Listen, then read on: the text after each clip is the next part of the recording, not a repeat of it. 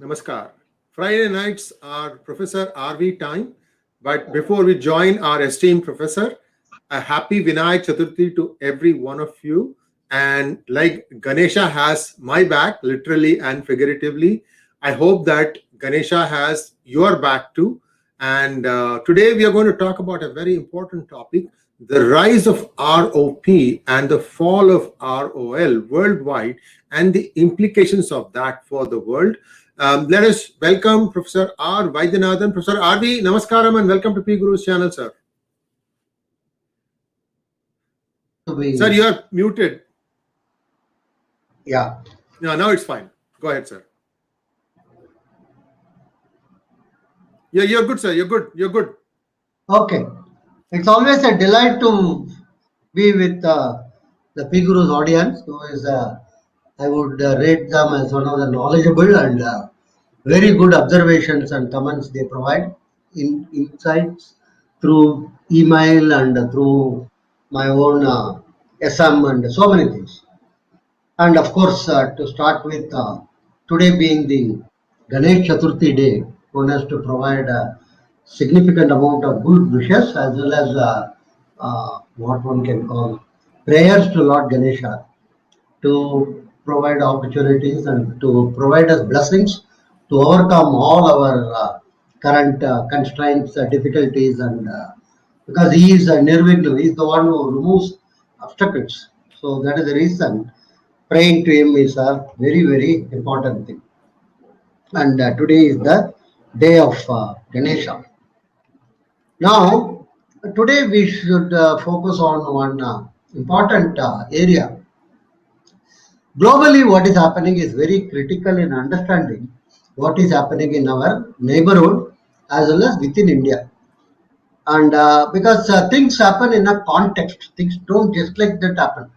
Just going on shouting barbarians at our gate and other thing about Taliban is not going to help us, because that is something which has been developing over a long period of time. Mullah Omar, the one-eyed man who created this, is no more, but is not that it is a sort of a day before yesterday creation or anything. There is a long, drawn out issues which are taking place. Some of them surprisingly have been forecast by Samuel Huntington in, if I remember correctly, 1993 is work. He taught in Nigeria and he was a professor. And that time his thesis was not appreciated. Many told, he's sort of is imagining another thing. Clash of Civilizations was the title. Later he brought it in the form of a book and other thing. He also wrote other books that Who Are We about American identity. There in this Clash of Civilization, he mentions about the emergence of Islam, decline of Christianity, and the nature of the conflict between them. And in his surveys as well as book, he has not covered much about India, nor Hindu system, nor about China. But on the whole, some of his thinking and thesis, for instance, the 9/11 to some extent justified what he was arguing in the early 90s. Basically, what is happening in the world is very important to understand. It's a major civilizational shift is taking place. One is the decline of what is broadly known as Christianity in the West as well as in US. Significant amount of decline of Christianity and the rise of Islam.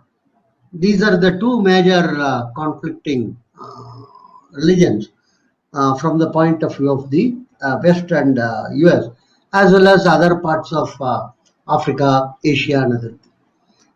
Now, the decline of Christianity is not something new.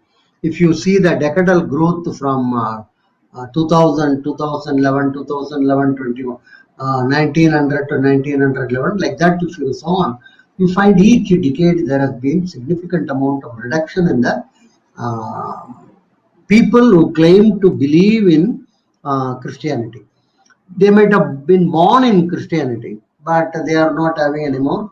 And people who are what are quote unquote unaffiliated, as it is called, has also significantly gone up in US actually. and also in Europe. You find a huge number of, there is one can go on quoting statistics. For instance, between 2007 to 2021, the unaffiliated has gone up by 26%. 2007 to 2018, sorry. And there is a significant amount of decline from 78% to 65% in Christian population. And actually, some of you may be knowing the recent census has told that the what you can loosely call the white population has also come down. It's something of the order of late 50s or 60%, if you can loosely call. And it is projected in another 30-40 years, it might become a mixed color type of a country, which has got severe implications.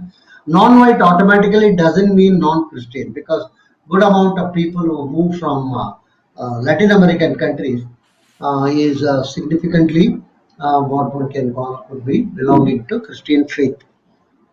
But on an average, except what you may loosely call, what is popularly called in US as this what one can call the uh, Bible Belt. Other portions are, particularly if you see the West Coast and East Coast, and they are actually significantly less Christian in terms of visiting churches, in terms of practicing and other things. And there is another survey by PEW which shows very interesting. Those who regularly go to church, those who are white predominantly, and those who believe in practice Christianity, they are the ones who have also supported Republicans relatively compared to Democrats. Those who are young and those who are not so much affiliated, they are more prone to be with Democrats. The decline of Christianity is also partly due to the increasing influence of the so-called left liberals on various issues, particularly the post-contraceptive, what you may loosely call the mid-50s, when the Michigan professor found out that it is possible to have stop contraception. So this is something very, very interesting. The post-contraceptive society has become less Christian. The left liberals have also taken the what one can call lead. Almost all the basic tenets of Christianity are being questioned by the contemporary, what is known as the modern systems. You have usage of contraceptive, which is not accepted by the church, premarital sex and same-sex marriages, and several of these aspects are not recognized or accepted by the church. But to the extent the Pope himself is complaining, complaining in the European context, he says Europe has become less, more godless, and it is not a very desirable type of thing. Then there is a New Age Christianity which has come up from the 80s, but more so in the 90s and the contemporary century. What are called some of the New Age ones are also televangelists. We have many of these evangelical groups. We have Pentecostal, Assembly of God. We have Latter Day Saints, which are Mormons. Then you have Baptist, Anabaptist. So many type of groupings. Last count there were something like 40, 42. And many of them have gone outside US in order to propagate the televangelism or evangelism. And evangelical are much more tuned to the roots, or what you may loosely call, they are more pop culture and other musical, and then they have this what one can call sight and sound type of presentation. They are trying to adapt Jesus to the contemporary younger generation and other thing. Whereas the Catholic Church, particularly the RC, Roman Catholic, continue to practice or follow the old traditional methods and other thing only in terms of. Other side, there is major more crisis, not only from the point of view of adherent to the faith and acceptance and then visit to the church and other thing. There is another side crisis is in terms of what you may loosely call the getting people to join the church.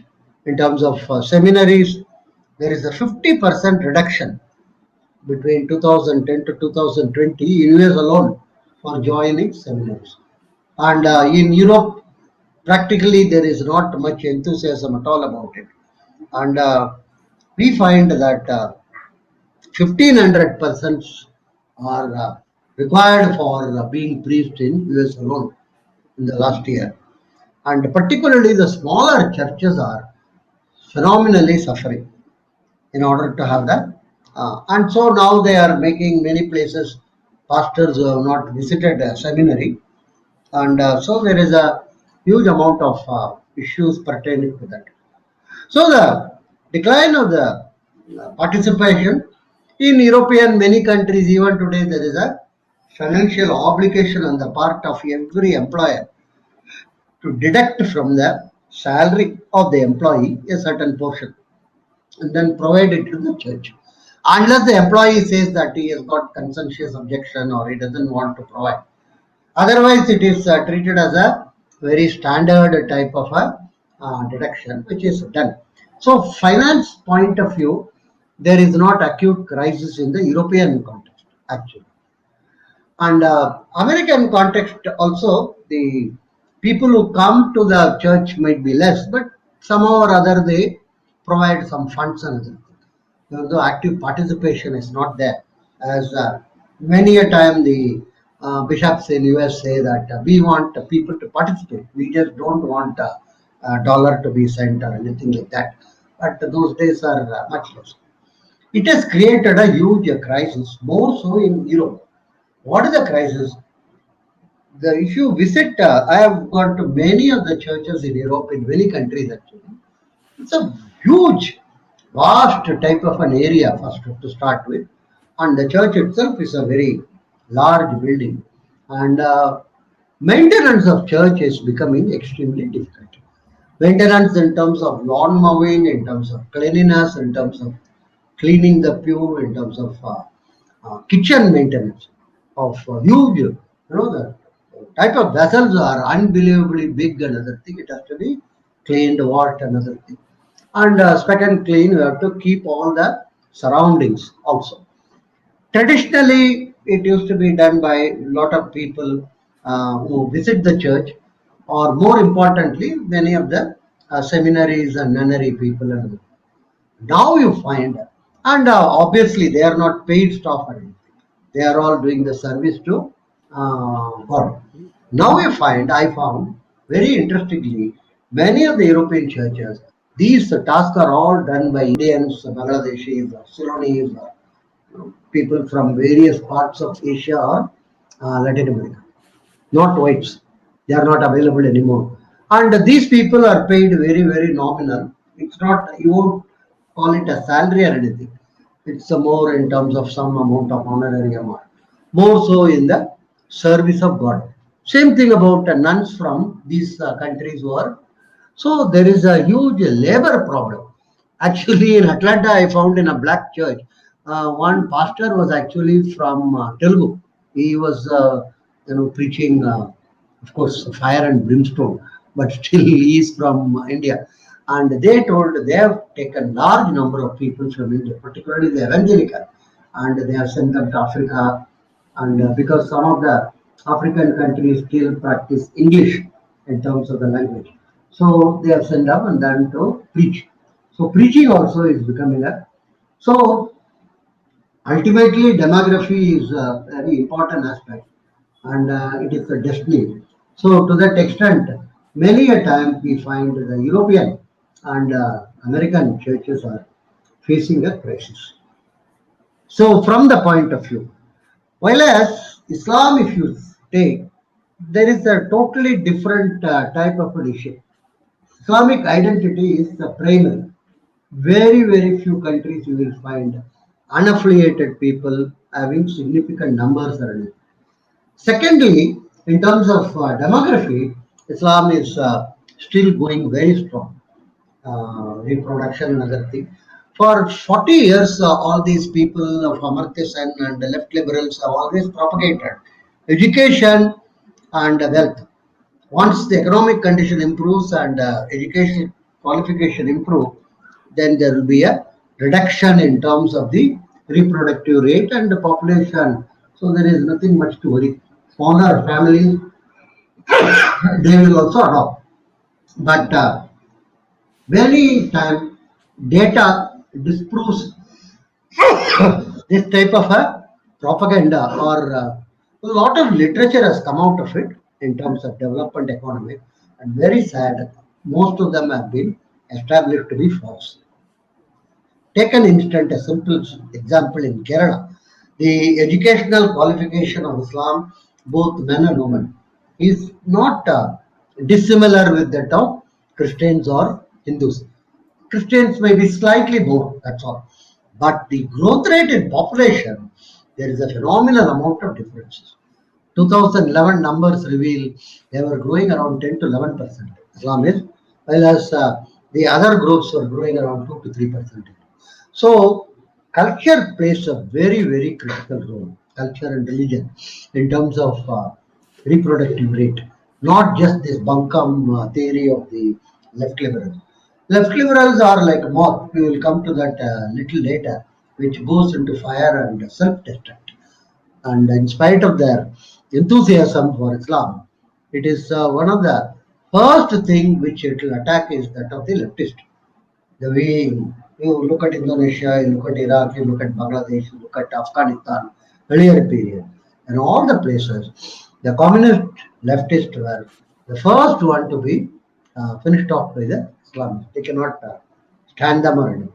Anyhow, so there is a huge amount of issue in terms of getting people. That is why they are focusing on India today, the Christian churches, and the number of churches is unbelievable. Particularly in the southern part of the country, incidentally, roughly 1 in 2, that is 50% of the Christians live in the southern part of the country, and many of the numbers pertaining to their population is suspect. For instance, in India, if a person is a Muslim, you can easily find it by his name. He would have the surname as Muhammad or Shanawaz or Hussain or so. Name is very, very important. But Christian can be an Anand, or he can be Vinod. I used to have a friend, Vinod the T. Everybody thought this some sort of a Hindu or something, but T was Thomas actually. So there is a huge issue in terms of recognition of these groups. Islam is very easy to recognize because if you convert to Islam or if you are born in Islam, your name clearly, you cannot have something like Anand in Islam. It's not acceptable. Even Anand Muhammad is not acceptable. It is Anand, not possible. But in Christian, it is not like that. You can have any type of name, and which is we used to have a lady called Vedamata, and a lot of people thought she is very orthodox type of thing. And no, Vedamata she actually meant in terms of Bible, and she was a Christian. But for another important thing is she was a practicing Christian, but for certificate and other purposes, she was actually a Hindu. The reason is many do not want to tell outside that they are Christians. Yeah. Sir, there is a name for this. I think they call them crypto Christians. Yeah, crypto. I just wanted to. I'll come. Yeah. Go ahead. So there is a. So what I want to stress is the percentages can be misleading. I told 50% of the Christians are in South, and within that, how many in these different parts? For instance, in Kerala, Muslims are roughly of the order of 45%, and Christians are of the order of 30%. So the remaining, is supposedly. So totally, sorry, it is 27 and 18%. So total is 45%, and the remaining 55. But that is very, very what one can call dubious time, not very. Uh, but if you take the northern part of Kerala, Sir, it is which year is this finding, 45%. sir? This Huh? 45%, which year, sir? Northern part. Northern part. Northern part. Total Kerala, Muslims are supposedly 27%, Christians are supposedly 18%. They constitute 45%. Uh, Hindus are supposedly 55%. somebody But who these worked, numbers are, huh? yeah, so somebody who worked recently in the 2021 election, Kerala went to elections recently, right? So the number was Muslims were 31%, and the Christians had gone down to 17%, I think. Yeah, quite So, possible. These numbers are, as I told you, but the they birth say, new yeah, children, the new children birth rate is of concern, sir. 44 Hindus versus 42 Muslims.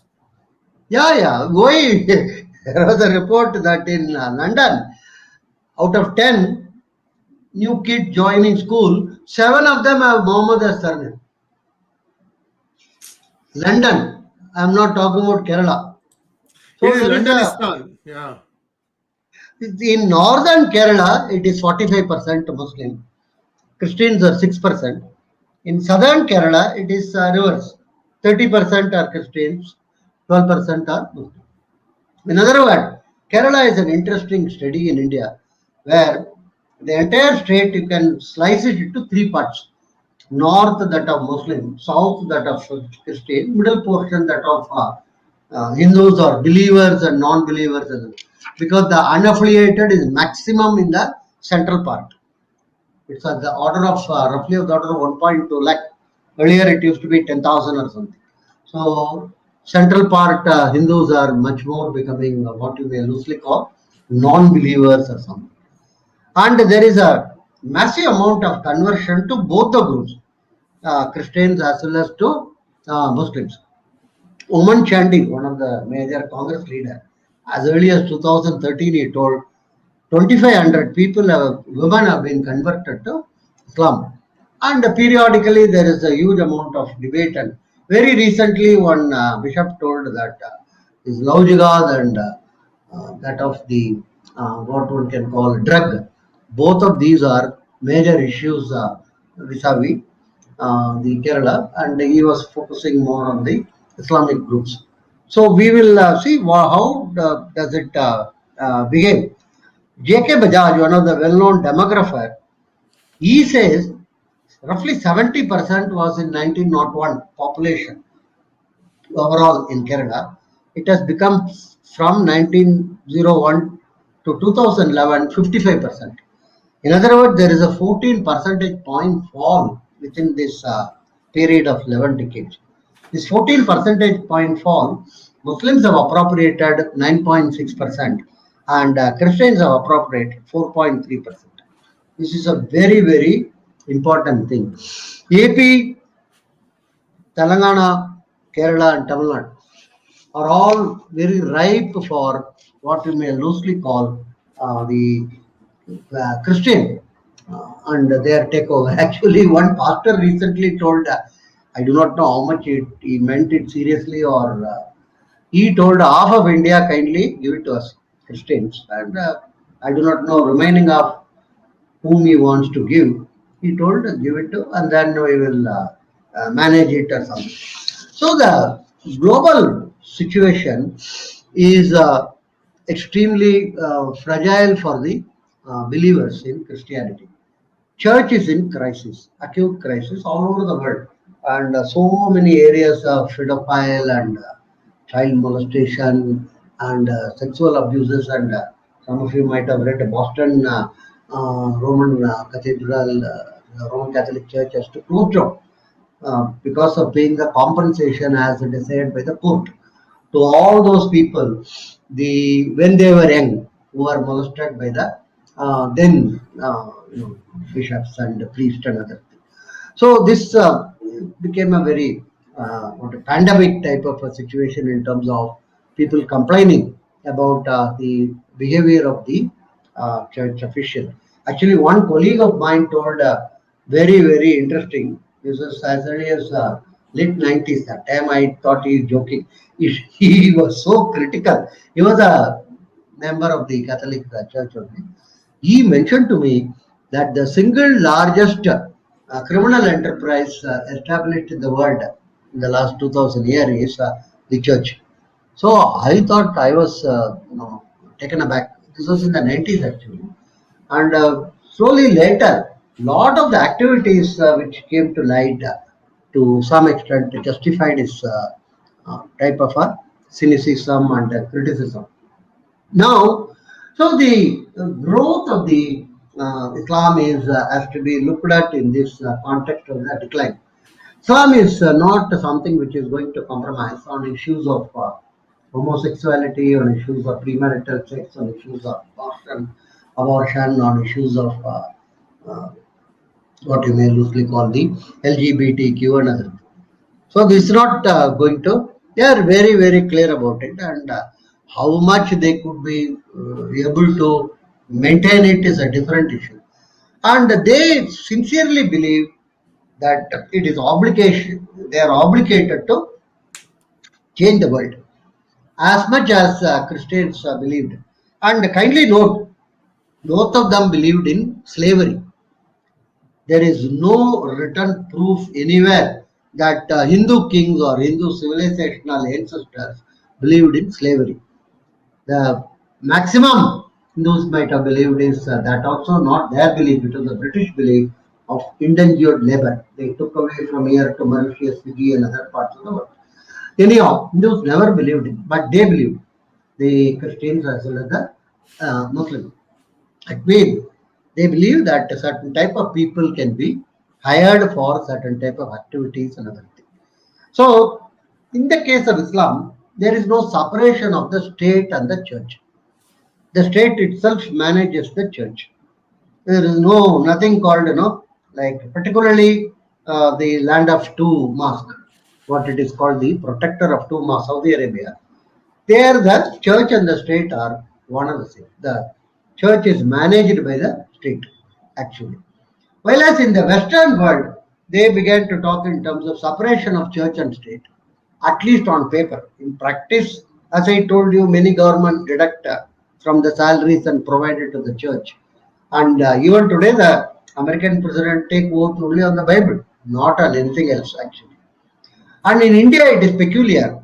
We claim that the church, the state is secular, but it controls all the Hindu religious institutions. So it's an extraordinary amount of puzzle actually. There is no separation of church and state, nor state itself controls and runs the church, unlike an Islamic country. But so here, it's a sort of a cocktail which you cannot understand. There is no country in the world where government owns places of worship, except that of Saudi Arabia and other, where there is no separation. All other countries, no country, you can check in Africa, you can check in Latin America, you can check in Europe. The state owning the places of worship. Yeah. Sir, current Vice President of United States, Kamala Iyer Harris, took oath on two Bibles. Even though she is part Hindu, it didn't occur to her that perhaps after two Bibles, maybe she could also keep her hand on one Gita. But anyway, that is the world we live in. No, that's not. I don't think it would have been appreciated or encouraged.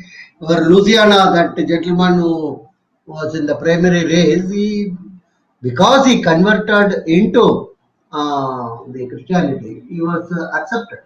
You see the position of that Hawaii, that lady, I don't think they switched off her mic. They switched off her mic simply, that's all. No, I don't think there is any recognition. See, there is one thing to generally talk, we are multicultural, we are this and that, but primarily, as of now, it is a Christian nation only. Let's be very clear about it. At least in the higher echelons and other things. And primarily again, Presbyterian and the what one can call the Anglican Church. These are the two major groups there, which have always been. Very recently, some Baptists have also become president Out of 44 or 43, I remember statistics. Some 34 or 35 are all Presbyterian and the Anglican Church, which is some name it is goes there. I will just get it there. Okay. So anyhow, Islam is totally different. One is it believes in establishment of the global order. This we have to be very, very clear about it. And currently that is expected to be initiated from Pakistan and Afghanistan and India. Establishment of global order or global ummah. So they would like to clean up the globe. To start with, they would like to clean up the Islamic ummah itself. They would like to, for instance, capture the land of two mosques. Until and unless we have hold on the land of two mosques, which is Saudi Arabia, the two mosques everybody knows, you will not have the credibility of heading the ummah. You should know that 2007 to 2021, 71,000 people were killed by Islamists. And you might be surprised to know, significant portion, 80% of them are belonging to the Islam religion. It's not outsider. So they want to clean up first. They want a clean ummah, which means, there is some sort of what you may loosely call, one of the writers nicely has told, what you may loosely call the pure system. When you go in search of purity, you have to remove. Some of you who have followed the communist movement in the late 60s, 70s would know. Naxalites were more attacking the CPAM and CPI. More CPAM. CPAM, they told, is the single largest danger because according to them, these are revisionists and they are trying to mislead the people. So, when you want to create a pure system, you have to clean up your thing. That is what they are going to do. And Pakistan is going to suffer quite a lot. In the sense, the Taliban would like to have a mirror image of itself in Pakistan. The second important aspect is China dealing with the Taliban. China is another. See, Islam, let us be very clear, is a political movement. It's also a religious issue, but more importantly, it is a political movement. Capture power and run governments. So China is having its own communist political movement. It is also a cult, actually. This Chinese cult got developed in the 1920s by 1800 itself, but 1920 onwards it became a major thing as communism, and so many changes it has undergone another. And the other, Islam is much older, 6th century, 7th century onward. So there is going to be a interesting thing to observe how the Chinese are going to deal with the rise of Islam. Initially, it could be appear to be collaborative, but it is very difficult to be collaborative in the long run because both the cults have got their own axe to grind or their own method to rule. So it's not going to be very easy for them to be mutually accommodative and other. As far as India is concerned, we are currently focusing only on the danger from the northwest because almost all the invasion took place from there only for us, except the East India Company who quietly came through the Madras Harbour and then settled quietly in various parts of the country. And then there were Deshadrohis and bootlickers like E.V. Ramasamy Naik who wanted them to continue. Now I feel it is extremely imperative for Delhi to not just to focus on northwest, but focus on the south. The danger is going to come from the south. The south is now going to is ruled. One part of the one section is the Tamil Nadu, which is the extraordinarily dangerous separatist movement. It has got global roots. It has got global handlers also. It is predominantly, I would say, church run and church controlled. Then you have in Kerala, you have the Islamic resurgence. Many of the ISIS recruits are from Kerala, actually. From India, primarily from Kerala. And and let us be very clear, Islamists are not going to recognize themselves in the form of a language or anything like that. For instance, in Sri Lanka, I am told 90% of them are Tamil speaking, Islamist. The Muslims themselves may be very small percentage only there. But almost all of them identify themselves as Muslims, not as Tamils. Very important to note. And you might also recall recent 2019 bombing of four or five churches and many other what one can call five-star hotels and other. And that probe is going on. They are not. There are some accusation that the probe is not being conducted properly and other.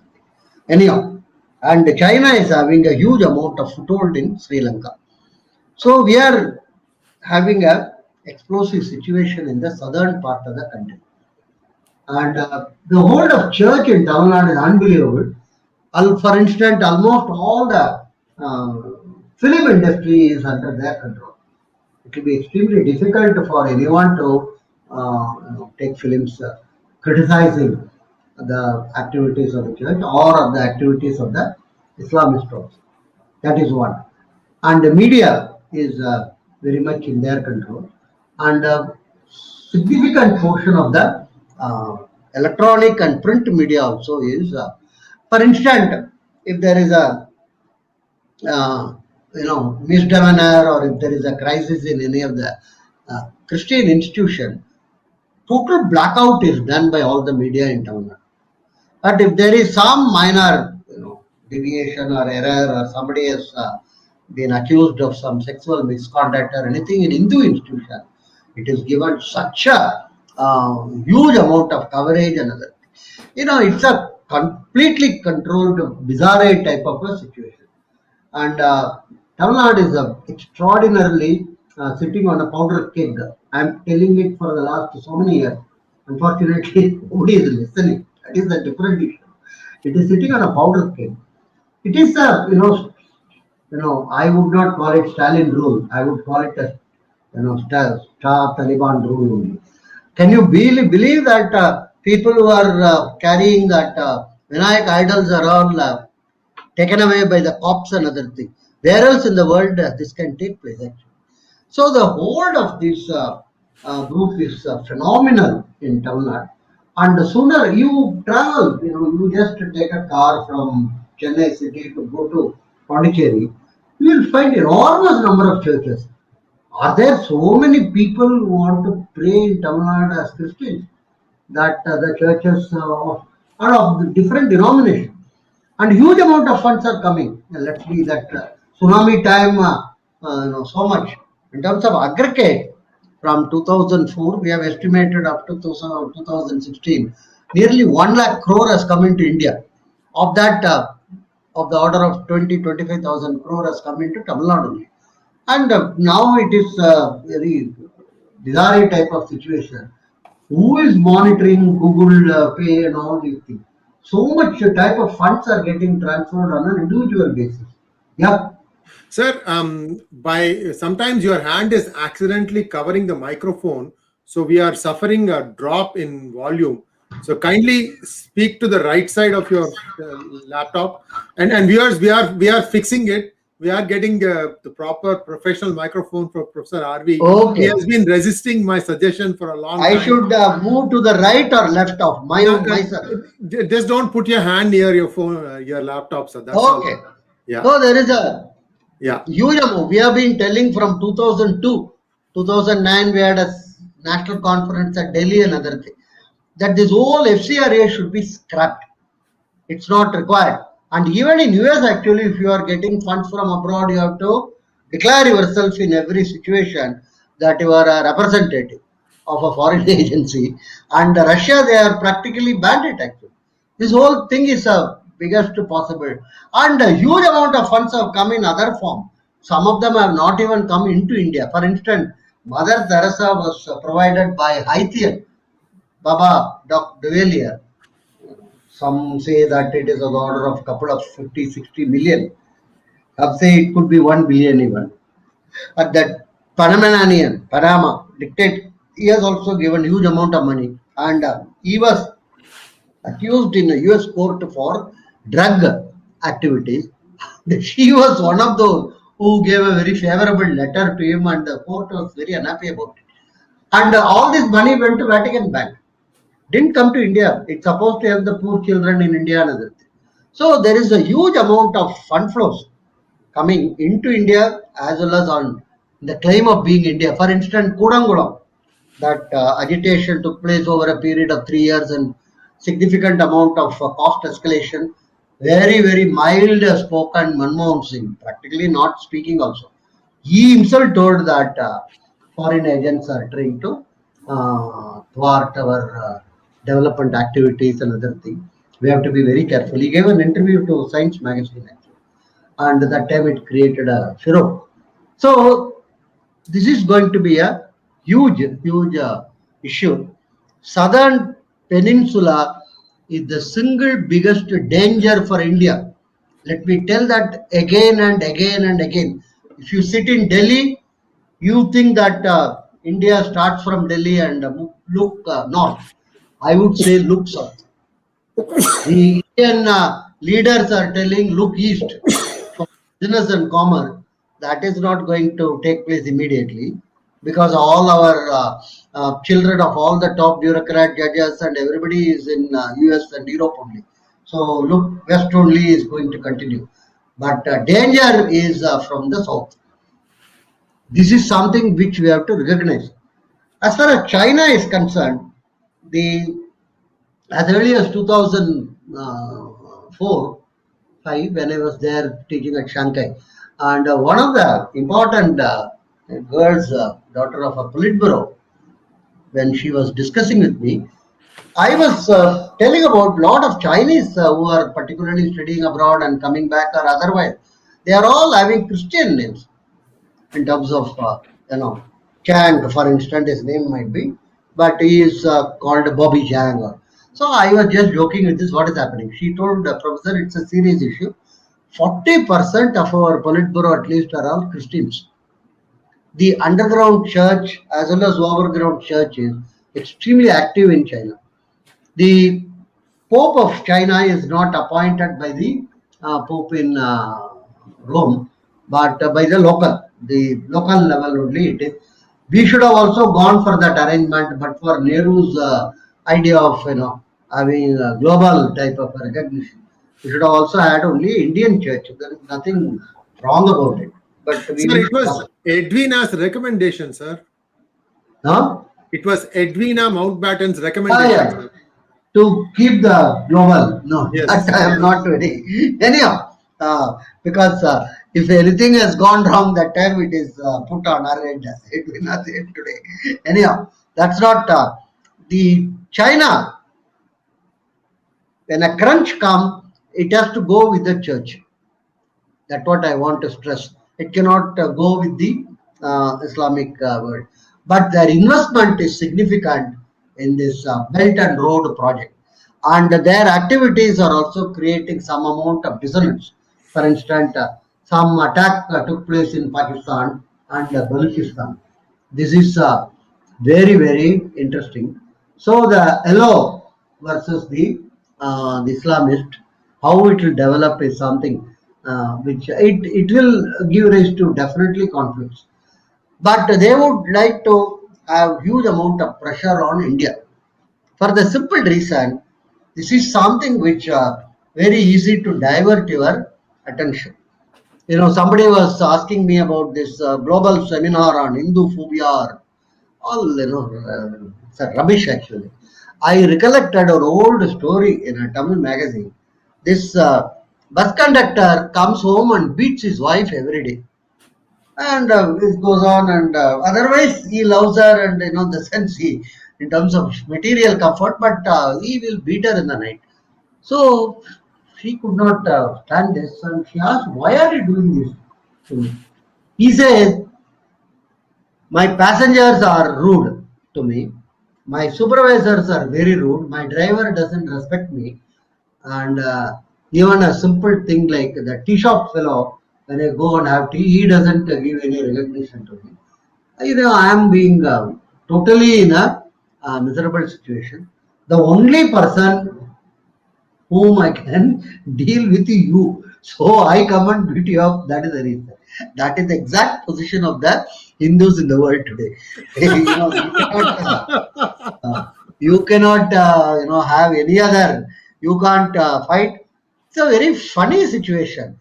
Somebody is telling the Hindus are like, there are cases. I'm not joking. I'm seriously telling, which is going for hundreds of years between one sect of what are called Vaishnavites and another sect of Vaishnavites. What should be the type of Namam. symbol on the temple of the elephant on its forehead? And it went on and on. Not a single fellow had a built bomb to solve this issue. This is what is not appreciated. Nobody. It went on, and finally, irony is it was sorted out by an Islamic judge. That is a different issue. And he told that you Monday you start with this style, and Tuesday you change it to next style, and so many type of differences, all done by debates and discussion only. There was no question of any violence. People have taken bus and then mauled people in Europe, literally mauled them, right? Hundreds of people have died in the streets of Europe, and these idiots are sitting in US and running a conference on danger of Hindu. You know what? It's a simple, what I call guilt envy syndrome. Envy because these people have done reasonably well everywhere, and by and large they are law abiding. As one of the reports suggested in here, the number of Hindus inside jails is very negligible compared to other population. Proportion of people in jail, you might be shocked to know, significantly large among Muslims, significantly large among blacks, significantly large among black Muslims. So there is a huge amount of data is available, but very very less number only, and that also high level like your Gupta, that high level financial type of misdemeanor, and so this is huge amount of envy regarding Hindus. There because they don't bother about anything, they just carry on their activity, and by and large they go along with the system. They don't create any nuisance for themselves or for others. Actually, they construct their own temple, and some of these idiots don't even know the difference between a temple and other forms of. Then they come and write some graffiti on it, and then thinking it is a base of Islam. And the point is, envy is there, guilt is there, because let me be very blunt. Many of these groups, which are left and social democrat Indians, mostly leftist actually, they have dysfunctional families, and particularly women. I know many of them are either spinsters or they have got huge amount of difficulties, and so there is a significant amount of problem of guilt in terms of they are not able to appreciate and understand that an ordinary Hindu can run a good family, have children, give them education, and carry on his activity. They are not, and many of them come from also what I would really call wretchedly rich groups, very rich elite families. For instance, as a classic example, is the son of Hindu Enram, who went in the early 70s, got into this anti-Vietnam activities and other thing, and completely became a communist, and began to be intensely hate anything to do with Hindus, even though the newspaper name is Hindu, and came back, and he was an ardent follower of this DMK and various assorted type of communist and other things. One can go on giving hundreds of examples like this. The point I want to stress is this whole thing is it's not just a phobia. It is a huge amount of calculated. In other words, I am telling my the house is burning, neighbor's house is burning, Taliban is on the gate, and Europe is in peril. And some people are telling, no, sir, house is burning, it's okay, but mosquito menace is also too much. There is no mosquito at all. Mosquito menace, and that is what we have to focus. I would blame squarely some of the rich business people of India also, because they have been funding all these universities in order to get their dead, what they call zero intelligent children into these universities. That's the only way they can get them in. Otherwise, those children can't write cat, they can't write dog, they can't write J, nothing they can do. The only way they could have got it in is by spend some couple of $1 million, and for not only current generation, future also is ensured as a legacy admissions and everything. For this and so many other silly purposes, they would like to be photographed with a white man in a black gown, and so they get some honorary benefits and other thing. All these people have funded enormous amount of anti-Indian activities in it. I'm telling about our rich Indian businessmen. They all should be squarely blamed for the type of situation we are in. They don't have a sense of shame, or they don't have a sense of have you ever seen a CIA conference which starts with Shanti Mantra or ends with Shanti Mantra? Have they ever, even that lighting lamp has been dispensed with? We have a phenomenally perverted, mentally deranged big business people in this country. Let me put it very bluntly. I've been on several boards, so I can talk with some amount of confidence. They are hopeless, actually. And so when so much money is floating around, all these fellows whom I told, that the bus conductor who comes and beats his wife, same way, those people are all organizing another thing. Globally, there is a massive amount of crisis between Christianity, Islam, and our good old communist on the northern part of the country. Our southern part of the country is in an explosive situation, and that will be exploited definitely by the Chinese. I'm telling you, we do not know how much of Chinese funding is coming into even these groups which are organizing this conference. Many, there was a report in this London paper telling that all these are terrorized and other. Who the organizer? Unbelievable. Mostly it will be falsity, bogus. They can't generate one email which has been, but they say we are all terrorists. That Rutgers professor Trashke, she says she has to go with a cop to deliver her talk. Why should she go with a cop to deliver her talk? She says she is very frightened.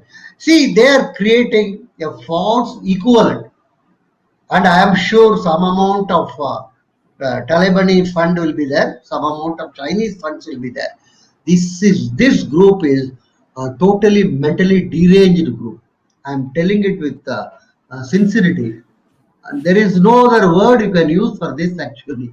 You say the 9/11 bombing has taken place and two tall buildings are falling, and this group is telling, oh gosh, this car tire has been punctured and nobody to take care of us. And so there is going to be a massive thing, because this one group, namely the Hindus, or first of all, they don't have any other country. There is only one country in which they can. The Islamists have got some 60 plus countries, and others have got so nowhere else. And shockingly, the Islamists from Afghanistan are not accommodated in any of these 60 plus Islamic countries. Actually, that is a very interesting thing.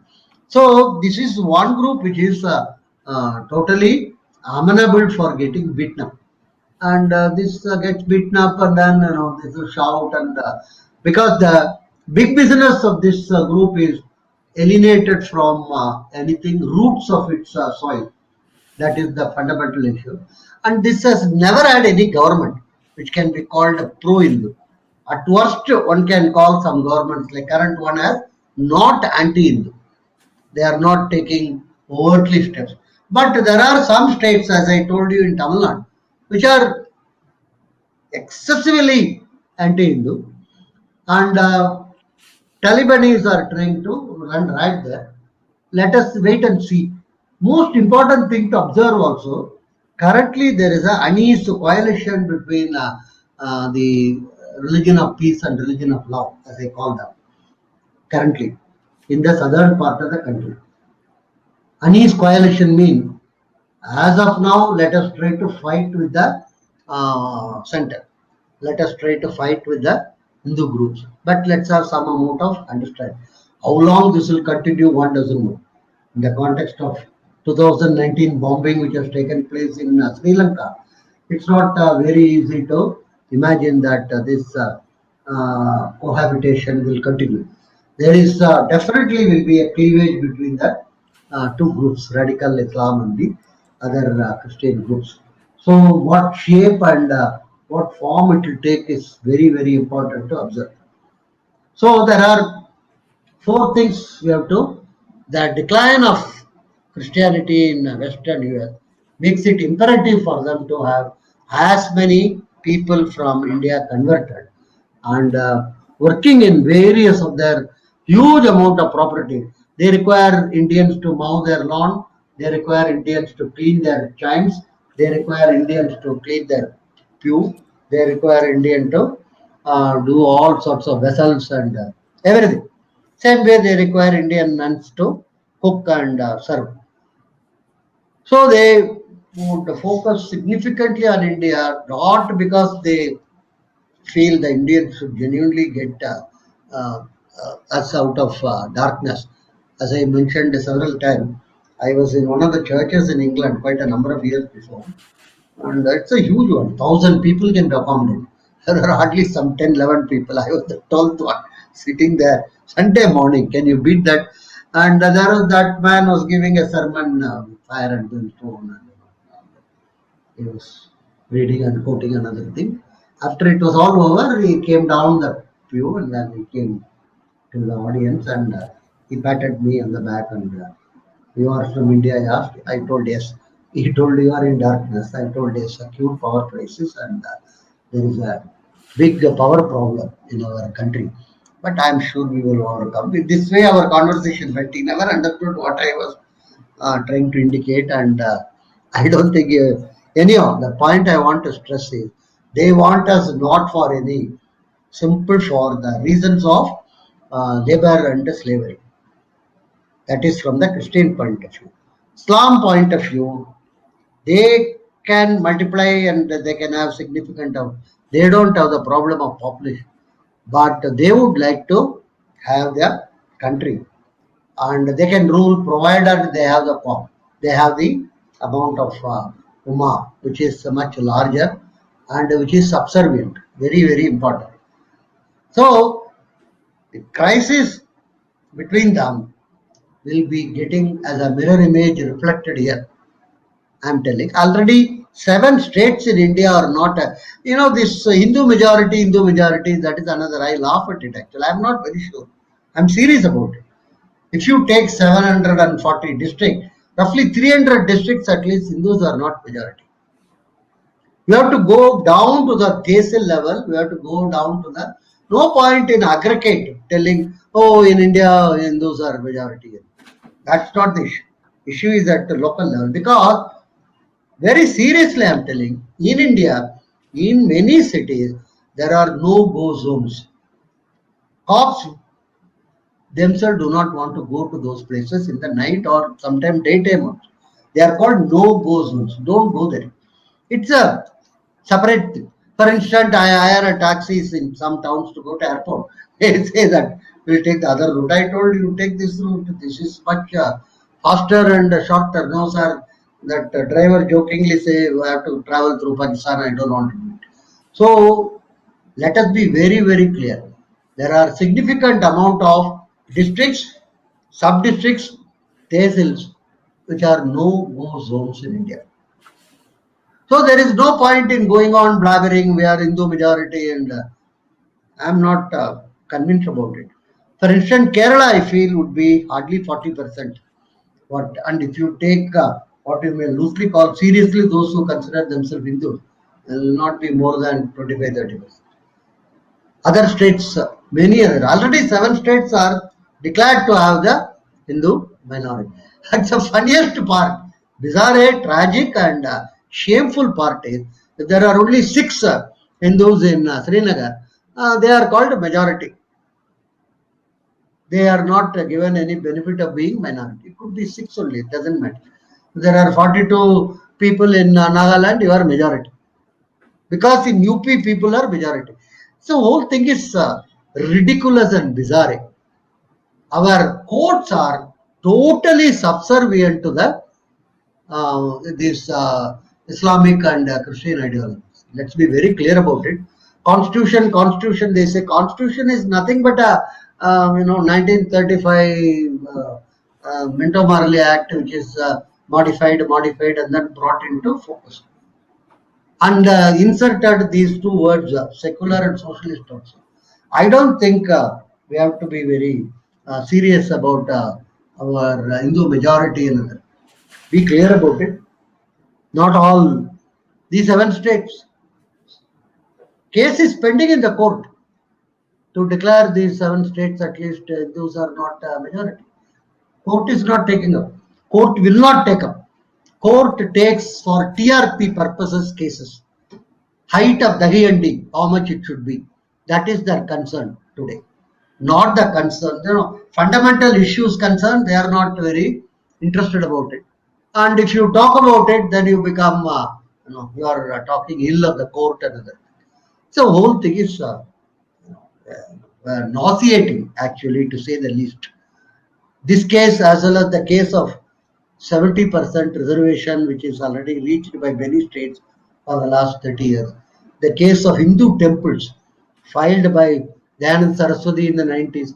Many cases are like this, and courts are not very enthusiastic. This is the sad, tragic state of affairs of people in India today. So there is a massive crisis. Unless it is recognized, nothing is going to happen. And if you put the entire thing on the government, further nothing will happen. Government is, by and large, I would say, the right hand of the government doesn't know what the right hand is doing. Several times I have told, and recently I gave an example also. They have Doordarshan Kendra, Madras, and Iyer wants to bring a series of programs on 75 years of our independence, on our freedom struggle. They have included Iyer Naikar as one of the freedom fighters. Can you beat this? The man who begged British don't go out of India is included as a freedom fighter. Not only that, he declared 15th August 1947 as a mourning day. Everywhere he hoisted black flag. He should have been arrested under Defense of India rule in those days. As Iyer would say, perhaps he had been prevented it from getting it done because he was so British. God knows. Anyhow, thing is, don't leave it to government. Even if the next government comes with 450 MPs, I'm telling you, it is not going to change anything. 450 MPs will be there, but the remaining 15 of the opposition will be making the whole thing, hue and cry and other. So this is something which is, we are in an extraordinarily dangerous pit. Let's be very clear about it. And this is marshland which is sucking us below. And there is a small amount of thread from the tree which is coming down. But unfortunately, there is a sort of a projected rock on which there is a snake sitting. If you want to catch that rope also. So in that situation, we are got ourselves in. And then we say that no, we should be, we are not understanding, liberals we are, and the twig from the tree is giving away, and you are being put into the marshy land, and we are just discussing another thing. Maybe next life I will be able to see a better type of a situation or anything, because By then, I hope some court will take up some of these cases at least. In another, somebody, earlier one of my book, India Unincorporated, one captain he is copied it left and right, and then including sentences, data, everything. And then he is having some video sent around another thing. Somebody told, why don't you take him to court? I told, the first hearing will come around 2090. It will be in my third birth. First hearing will come. I have to that time come and establish that in my previous birth this has taken place, and the judge will look at me with awe actually that this man is such a. How do you know you are the incarnation? That's what he Please will prove it. want me to. He will prove it another thing. It's a very complicated thing. Anyhow, so we are. I am telling you, we are at a total loss because for the simple reason, global situation is evolving not in our favor, and we are the least what one can call uh, easy to beat up society. So finally, Taliban will say Hindus are responsible for everything after killing couple of thousands of people inside Afghanistan, and there will be seminar done by these universities that actually due to Hindus only Taliban killed this woman, and there will be a lot of people writing PhD thesis and proving it also. So this is if you want me to use a word, it's an obnoxious type of a situation we are in. It smells. It smells like a dead rat. Thank you very much. Thank you very much, Professor RV. Viewers, I wanted to share results of a simple experiment that we were performing while the good professor was talking. We ran a small ticker at the bottom of this video saying, please like, share, subscribe, and hit on the bell button. We did this thing for about 2 minutes each, 3 times. And the reason we were trying to do was we wanted to see how many of you actually will follow that and actually like the button. I'll give you some example. I'll share you some stats. About 500 people are watching this live right now on YouTube. Imagine if every one of you click the like button, then suddenly YouTube will say, oh my goodness, there is something profound that is happening on this video. Let me share it to the rest of the world. It doesn't cost you much. Locating the like button on your YouTube video and clicking on it. Can you please do that for us once? Thank you very much. So let's take some questions now. The first question is Vedic Astro Service Girish. Sir, I am a practicing astrologer and I teach many students in Europe and US. I feel one way to balance Hindus getting converted is to do the same in US and Europe in many ways. What are your comments? You mean convert those people to Hindus? Yes. That doesn't really help. Any number of, because basically if you convert them, they are supposed to be what we can call polite and good. The fundamental problem of Hindus is, somebody asked why they didn't realize when the invasion took place, Hindus could never recognize that there could be a set of people who can kill others for the purposes of not believing their system. This is the important thing. Hindus could never imagine, because you can have different viewpoint, different belief system. Go on debating and arguing about it. We are Buddhist, we are Jains, we are so many type of difference, but not other way. So by becoming Hindu, basically they would become in terms of accept. Hindus not only accept, they respect also. They could never imagine that somebody could come and burn your library at Nalanda. They were shocked. Even today, they have not come out of that shock, actually. You cannot imagine that somebody could do like that. The way that Somnath was destroyed. The contemporary literature says these people could not even believe that somebody could. So converting people into, there are, I am told, some millions of people do yoga and practice another thing. That is not going to be helpful. See, let's be very clear. Primarily, Christianity and Islam are also political structures. They are not just religious constructs. So that's not going to help. And before I read the next question, your spontaneous response in liking this video, close to 120 or 130 people have just clicked the like button. Thank you so much. Now, What about remaining? well, sometimes they could be, they could be working and listening to us, sir. We have to. Yeah. No, I'm just. One of my biggest fan club is the hardworking mothers and grandmothers and aunts and uncles. Well, not uncles, aunts. Uncles are busy watching sports and cricket. They are the ones. They are also, making sure their children are doing their homework, and they are also making sure the dinner is happening, and they are also watching this, are probably listening to this, and we'll give them some time.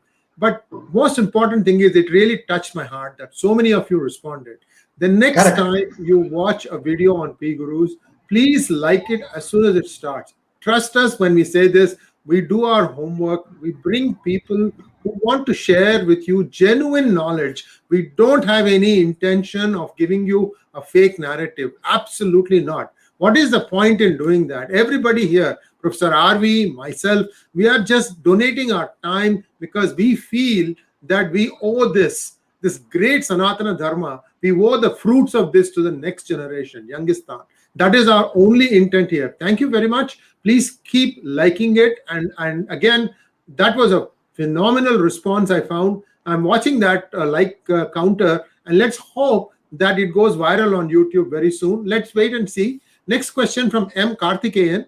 China spent 31 million in Taliban-ruled Afghanistan. Are they going to colonize it like Hamban Tota? The number is wrong. It is not 31 million. It is much, much more. But I'll give you some insights. Sir, your answer. It doesn't matter. They will try, of course, but then it will only create a sort of what one can call auto cannibalism. It's going to be a much more difficult proposition to what one can call colonize Afghanistan. Rather, I don't think China will directly try to do it. They will use Pakistan to control Afghanistan. Can I have my 1 second, sir? Just 1 second. Yeah. So, Karthikeyan, you should watch General G.D. Bakshi's video that aired 2 days ago. It has gone phenomenally viral.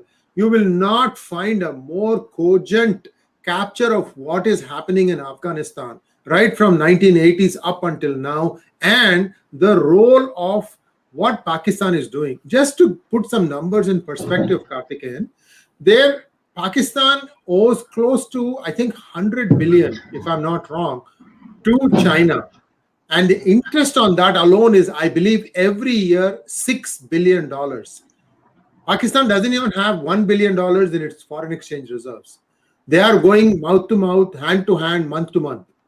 And they are completely dependent on receipts from their expatriates. Guess what? Countries like Saudi Arabia, UAE, they are all sending people of Pakistani origin back to their homeland. This is happening actively. So even that little trickle that used to come, it is beginning to disappear. So Pakistan, we all knew it was a failed state. Now it is a completely failed economy also. So what might have happened is China might have said, okay, I will not, charge you interest for a couple of years. You go and do this thing for me. Because today, if you look at General G.D. Bakshi's tweets or Major Gaurav Arya's tweets, these are all army people. They have good friends everywhere. We don't want to ask where their intel is coming from, but the satellites bear out what they are telling us. Also, watch Elmer Yuan's videos on PGurus channel.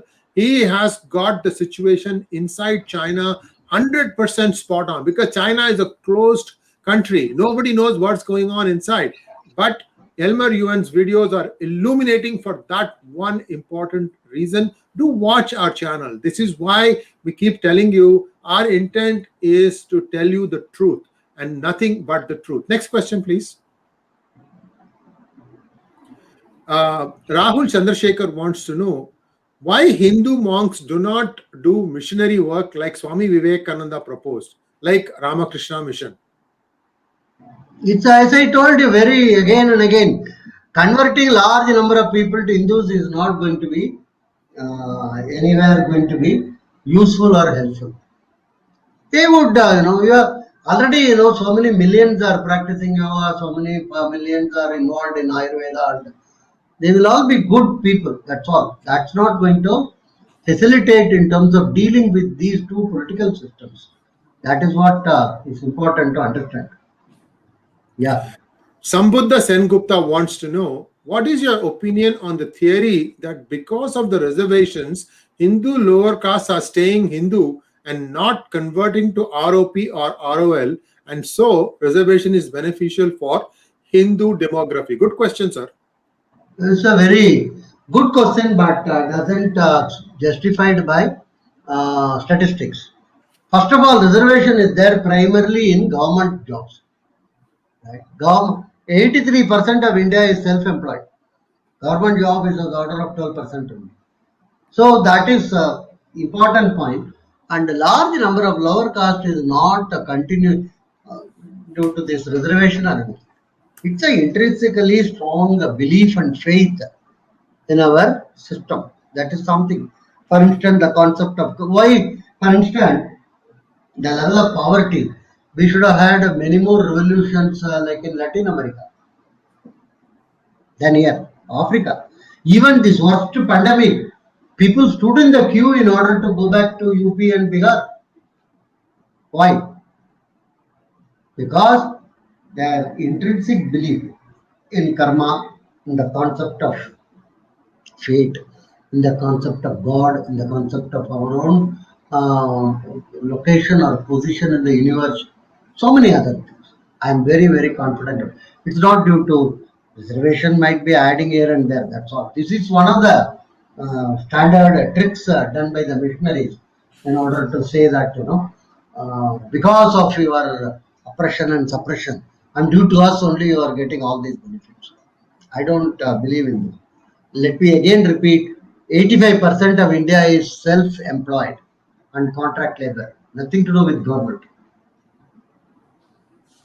Next question from Arvind Ganesh. Dear Professor, did the Christian missionaries cause the Rwandan genocide? Are they creating the same division in our society? Already I'm seeing anti-Brahmin propaganda across South India. All over the world, significant amount of genocides have been undertaken by both the countries. Let's be very clear about it. Many don't talk about it. Nowadays only it is coming out. See the number of children who are buried and not taken care in Canada recently, that news came out. And Belgium created zoo with human beings.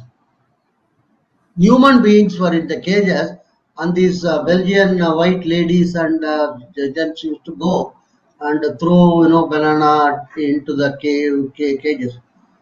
They have been extraordinarily cruel, like our own Portuguese who came to our Goa and in the name of Inquisition there.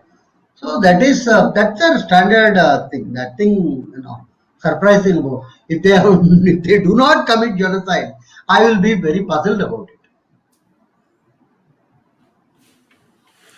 Next question, please. Santosh Subramaniam. In your opinion, why is government not fixing the root of institutions to eliminate conversion / fanatism in ROP / ROL despite knowing what is going on? I think some of these people I really appreciate, but they are so simple.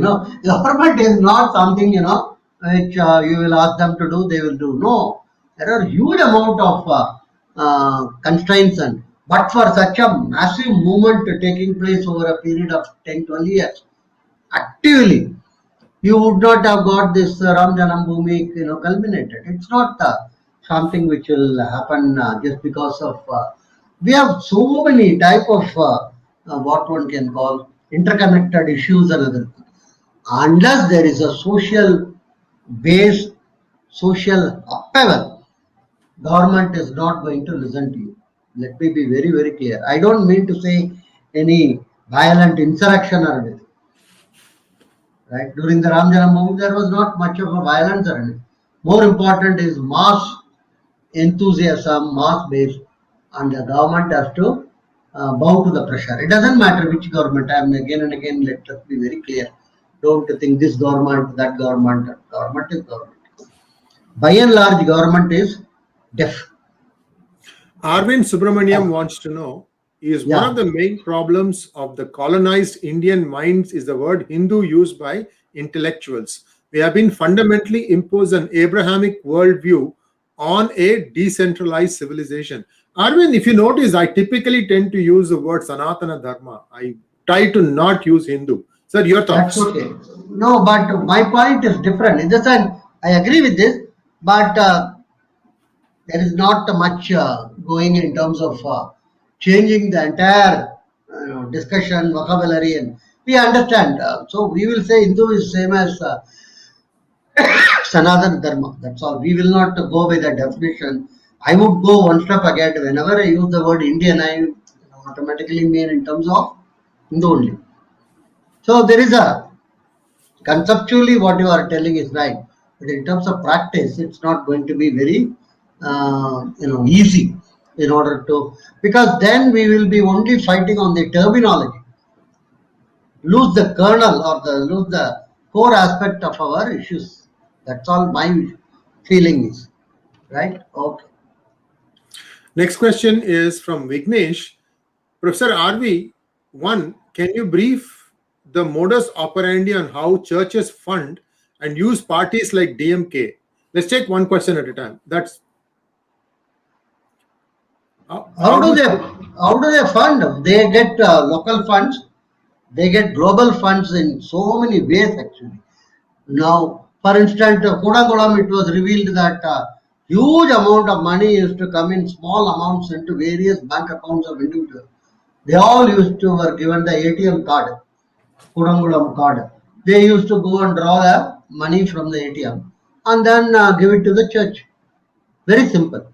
So it's a very complex way of doing thing. He is showing you the book, Who Painted My Money White. So you should have a read at Sir, it in order to understand. And sir, so many, sorry, yeah, yeah, so just one brief interlude. Viewers, there is a section here. In fact, I have it now. The new volume is going to have color pictures.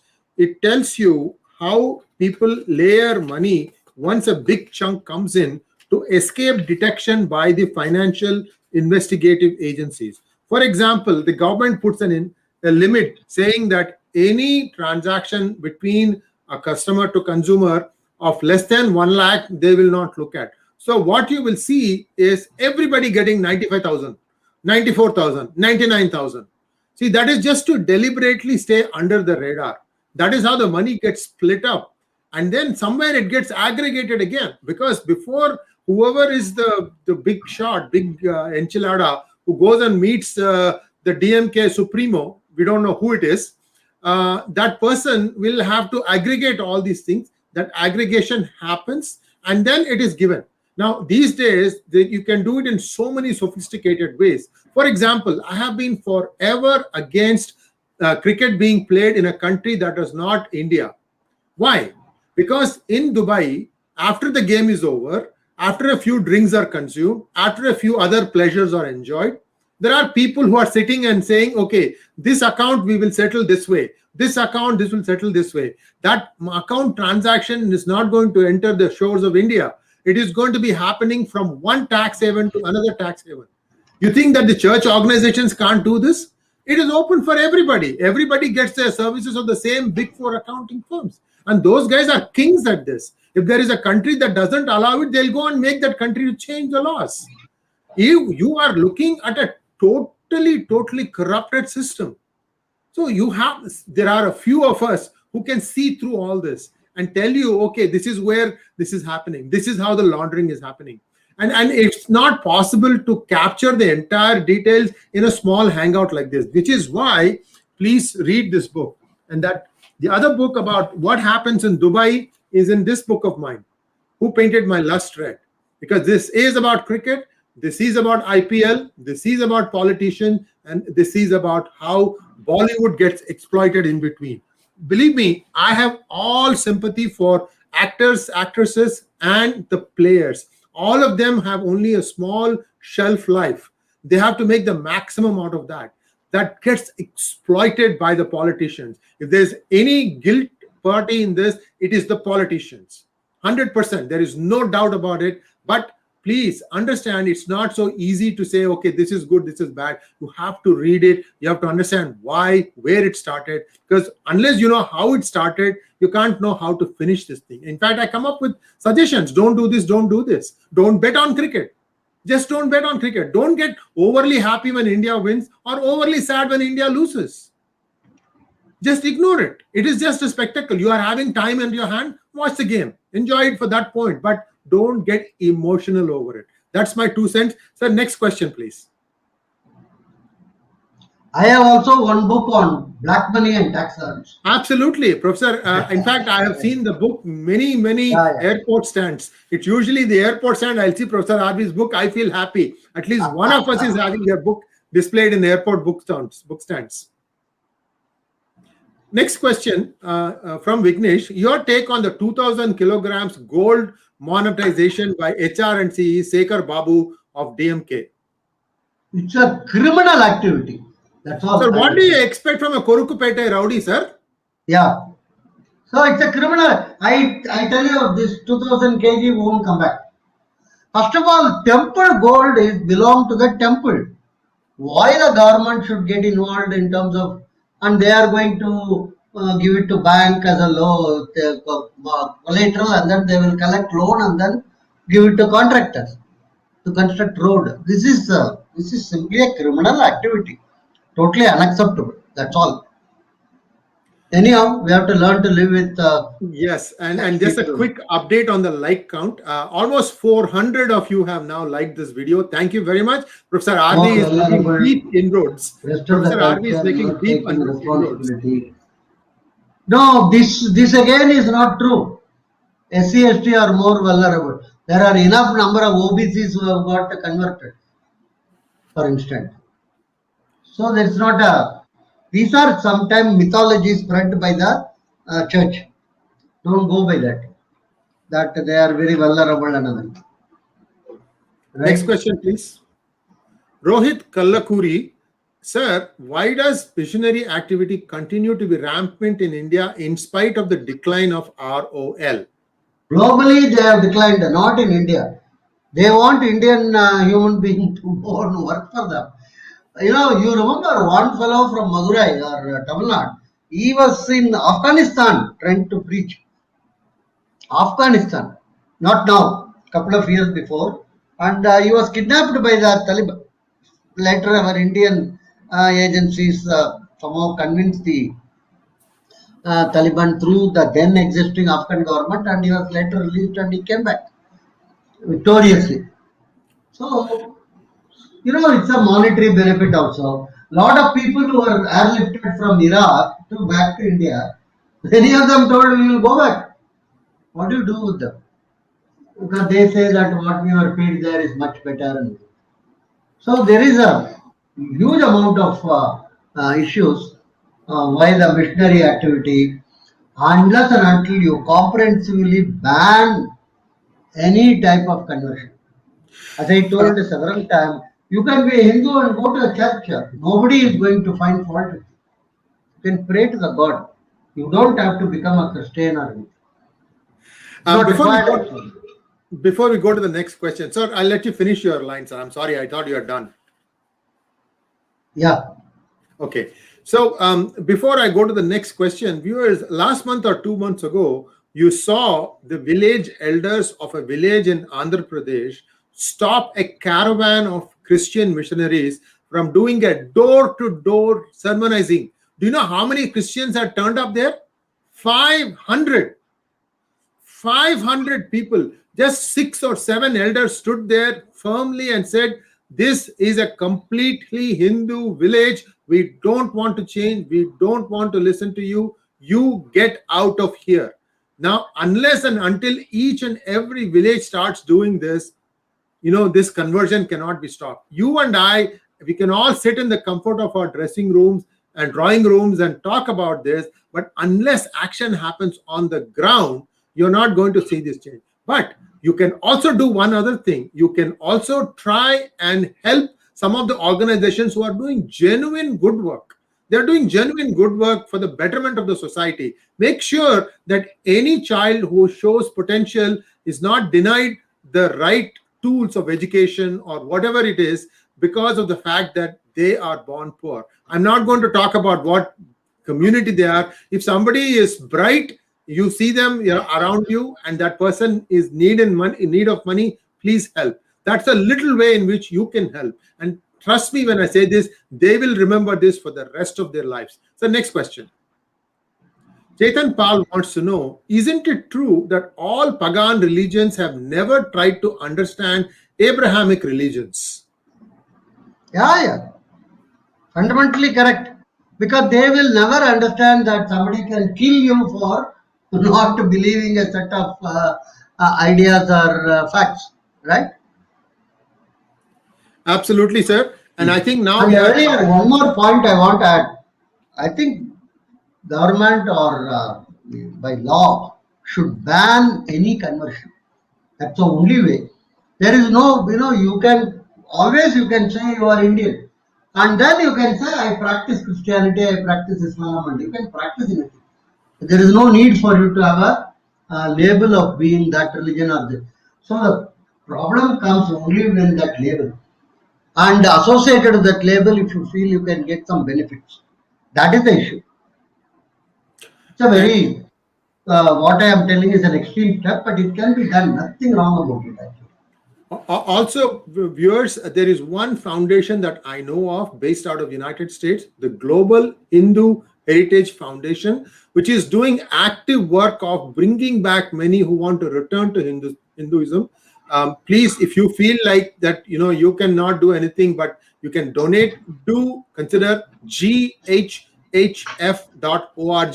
The founder, Sri Prakash Rao, is a very good friend of mine. He has been a guest on this channel. Professor RV also knows him. He comes on Virat Hindustan Sangam conventions. Please consider donating to GHHF. They are doing fantastic work in terms of getting things done at the ground level. So, sir, with your permission, we can bring this event to a close. It's about 1 hour and 32 minutes. We have taken a lot of your time. Thank you very much, sir. And happy Vinayaka Chaturthi to all of you. May Ganesha maybe one more question, last question. Let's see if there is any question that shows up. I think we are done. Any more questions, please? No. No, I think, the last one is here. Adventure time. India has ROP more in percentage than Europe. Don't you think we are at a bigger risk than Europe? Yeah, no, only thing is, see, the ROP is India not only bigger percentage than Europe. Currently it is told we are the largest actually, more than that of Indonesia. The current numbers we have to really look at it, in at least second largest in the world in terms of the numbers. It would, variously estimated between 16 and 20 crores, right? 160 million to 200 million. And so we are not at a very bigger risk, I would say, because a large portion of our ROP are what one can call essentially, you will be surprised, they practice many of the old, their own traditional thing actually, except because of the Wahhabism sweeping in the 90s and 2000, which tried to make them, like even in ROL, many people practice many of the earlier pictures.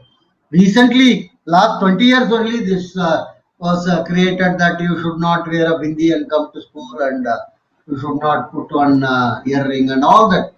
What I want to say is, good amount of our Islam people, particularly at the middle and lower level, they continue to have so many aspects of our own thing. So it's not that everything is lost or anything. So the Wahhabi influence is increasing. That is what is the cause for concern or cause for worry. Okay. 2019. Last question. Santosh Subramanian wants to know, Professor RV, since 2019, not sure what Modi is thinking about ROP/ROL. No steps taken to decouple them from foreign control and fix them. What happened to him?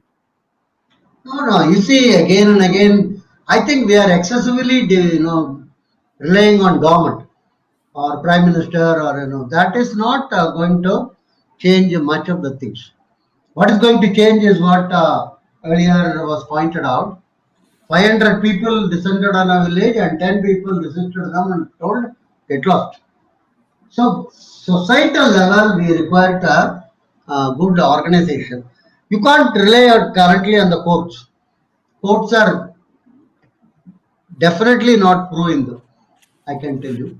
And Yeah. government also, any type of government, whatever it comes, because bureaucracy and they have to follow certain norms because you are sworn in by the constitution. And so, unless and until there is a concerted effort by society to create a situation wherein the government must act, that is the important thing. Then things will be different. That's what Yes, I would say. indeed. Not just by electing one fellow and then expecting everything to be done. Don't do that. See, Okay. that's why I gave that example of a village, of a few village Yeah. elders turning away the entire posse of Christians who wanted to go door to door to preach the community. This is what needs to be done. Again, so if you can't do it on your own, at least try and help the organizations who are having feet on the ground to make this happen. And you have to sustain at it. You can't just say, okay, now you're back to Hinduism and you go back to the next village. You have to Mm. make sure they feel attached. You have to take them to temples, make Continuous. sure. Yeah. So there is a lot of stuff happening, but it is still 1% compared to 90% on the other side. There is work that needs to be done. And also, lastly, before we leave, ROP, religion of peace, is Islam. ROL, religion of love, is Christianity. That's what it is. But we use these things loosely because social media, it's easier. You're always conscious about how many characters you are using. That is why we use this abbreviation. Thank you, Professor RV. And we'll be back next week. Next week, my request to you is as soon as you join, please like. And that will help us hugely. Today, the like count was almost caught up. Today, right now, 450 people watching, 444 likes. So, sir, your students still continue to listen to you and act on your advice, sir. Thank you very much. Thank you, sir. Namaskaram. Thanks a lot.